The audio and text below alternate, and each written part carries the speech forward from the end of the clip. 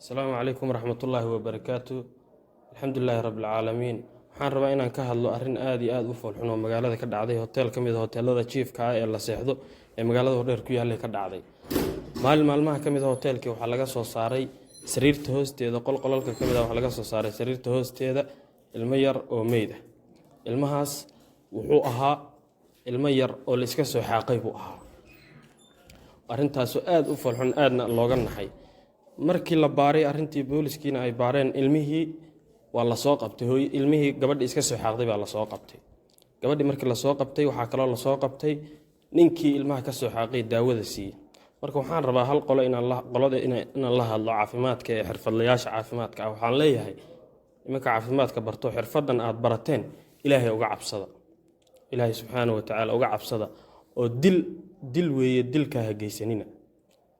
oo carruurta aad ka soo xaaqaysaan ka daayo qof walba ama farmasi ha joogo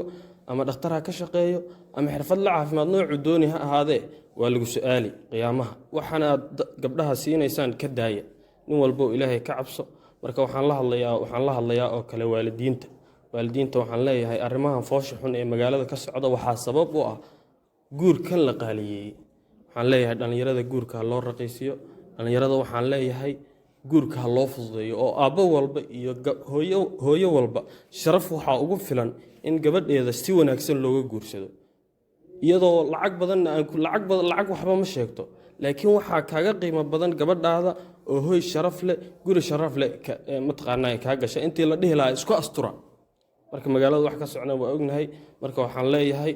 waalidiintana ilaahay ka cabsadaan guurkana ha qafiifiyaan waxaan leeyahay gabdhaha Soomaaliyeedna gabdhaha reer Hodheerkee waxaan farayaa waxaan leeyahay idinkuna ilaahay ka cabsada guriyihiina jooga oo ragga ha ku milmina hebel saaxiib baan la ahay iyo waa jaceylkayga iyo waan isjecelnahay waxaas ma shaqeynayso ilaahay subxaanahu wa ta'aala ma ogola gabar sharaf leh noqo gurigiina joog sharaf ku joog ilaahay subxaanahu wa ta'aala adeec salaada tuko halkaaga ma garanaysaa irsaaqada calafkaaga ha kuugu yimaado laakiin sinaba ha ku ogolaanin hana ka yeelin in nin uu ku kaxaysto oo wada kula istaago guri uu kula tago meel